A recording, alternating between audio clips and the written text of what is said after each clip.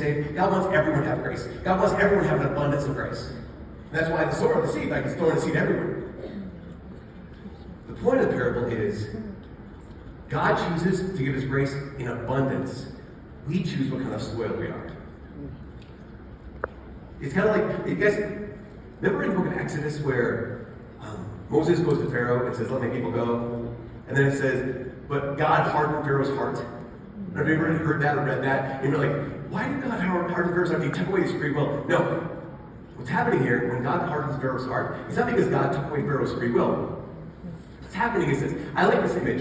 The image is, here's God. And God is just goodness. Right? God is just love. He just loves you so much. But our hearts are either wax or they're clay. So in the presence of the sun, all this heat coming out of the sun, if I choose to have a heart of clay, it becomes hardened. If I choose to have a heart of wax, it becomes softened.